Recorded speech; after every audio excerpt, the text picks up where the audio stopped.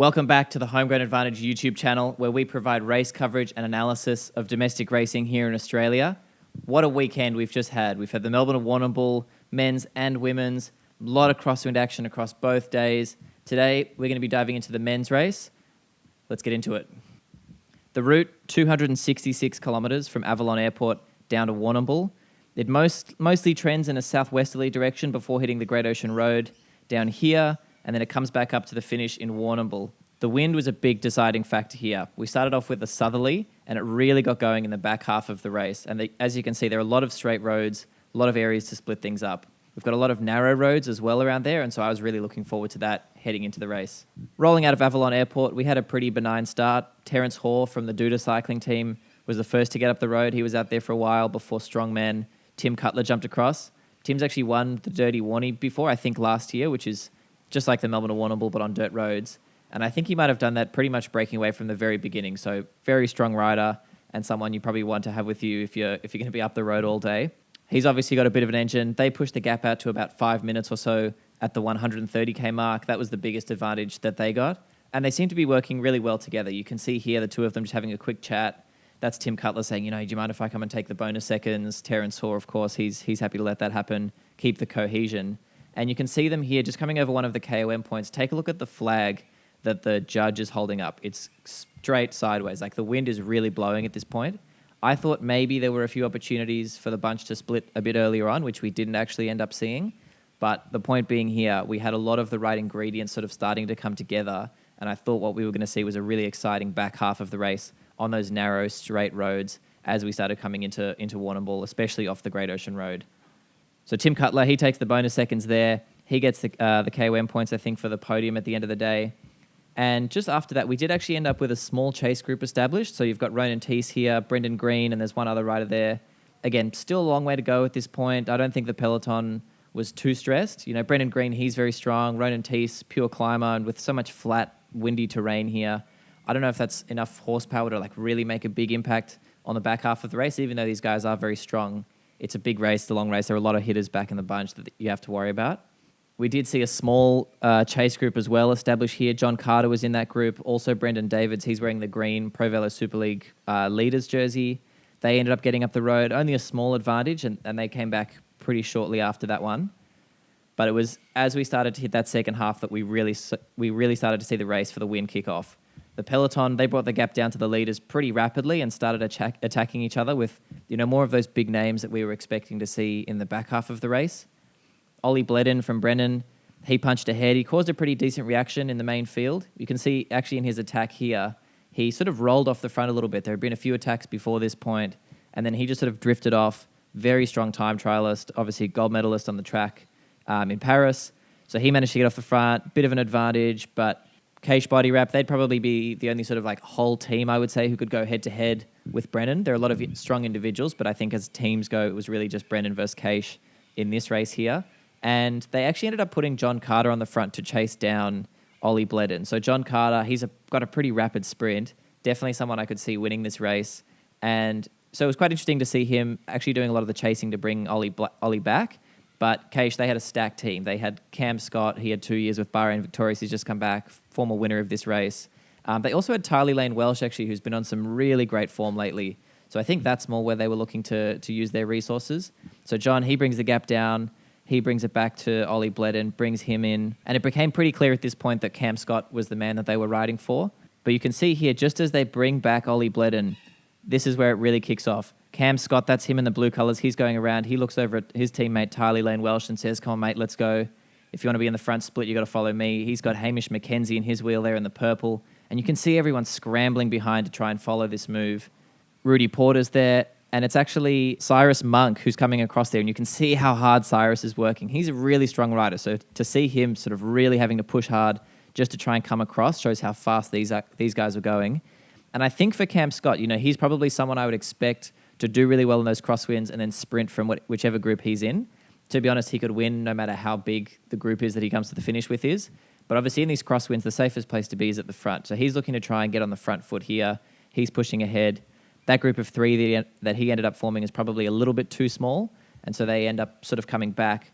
And it's split at this point to two main groups who we thought were going to contest the win. and there were quite a few contenders who were at the back. So you can see those two here. You've got about 7 riders up the front and about 8 or 9 here at the back. And those two groups did actually end up coming together. And it's a really tricky one. You can see them as they come back, the gap starting to close down here. Just as they make that junction, you've got an echelon all the way across the road. If you're in that second group, you're coming back. It's not necessarily smooth sailing and safety as soon as you get there, because you now need to get yourself into that rotation and sort of push somebody who had made that first selection out of the way, because the road's only so wide. You can only fit so many people, obviously, there. And you're going to have to try and get somebody out of the way. And interestingly enough, there are a few sort of shuffles that end up happening here. So Tylee Lane Welsh, for example, he was in that second group. He manages to get across. You've also got last year's winner, Mark O'Brien. He's in that second group initially, gets across to the front group and manages to slot himself in there. So he ends up making that front selection as they start coming across into that real sort of, true finale of the race, I guess. So they end up creating a group here. You can see it.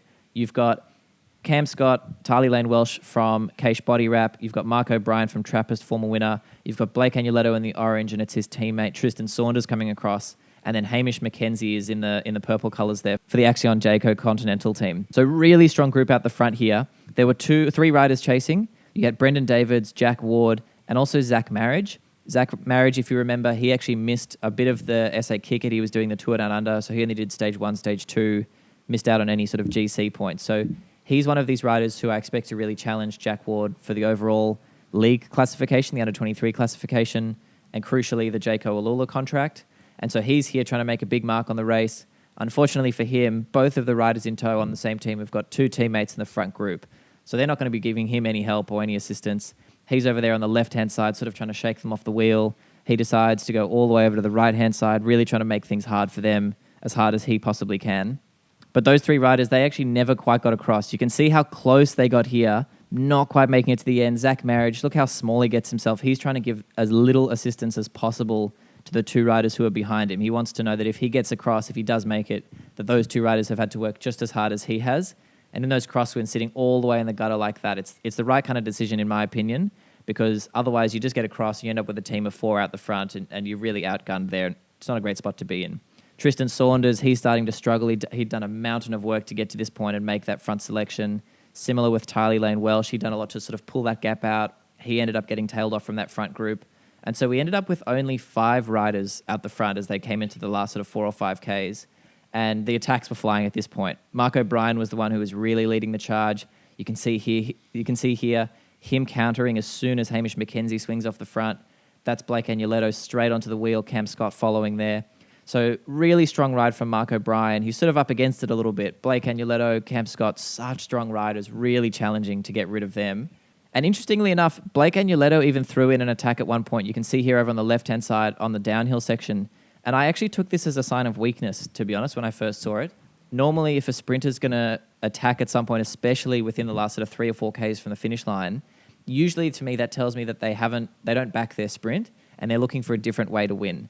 Could go either way, because you could say that they feel so good they want to try and win solo, but usually I think it's a sign of weakness. So I thought at this point maybe Blake wasn't feeling amazing, and I thought, Cam Scott's now looking like the red-hot favourite to take this one out. Cam straight onto the wheel there. He brings Blake back. Hamish McKenzie up there as well. They were looking really strong. And as they came into these last couple of Ks, it was Tristan Saunders leading it out. So you can see him on the front here. Cam Scott sitting behind him. Blake's there in 4th wheel. I thought we were pretty much going to see a duel between Blake and Cam. I was expecting a late move from Mark O'Brien. Didn't end up coming. And it looks like maybe he was happy to have a crack in the sprint. And it was quite an interesting sprint. Tristan Saunders peeled off. You end up with Blake Agnoletto and Cam Scott side by side as they come into the last couple of 100 meters, and they essentially start the sprint truly next to each other. Blake was the first to kick. Cam was really quick on the reaction there, and this is a really interesting point. If you're at this stage of the bike race, it's a long race. You have a lot of really aerobic type work being done up until this point. Less of that really high force, really strong muscular effort that you would get in a sprint here. And the sprint up Raglan Parade is actually a false flat sort of uphill section. And these guys, when you really have that initial kick, there's a lot of muscular force going through the pedals. And if you've sort of run out of gas, it's possible that you can get to this point without really realizing truly how cooked you are. And I think that's what happens to Cam Scott here. And you can see the difference in the cadence between Cam Scott and Blake Agnoletto. Cam's sort of turning over a little bit bigger a gear.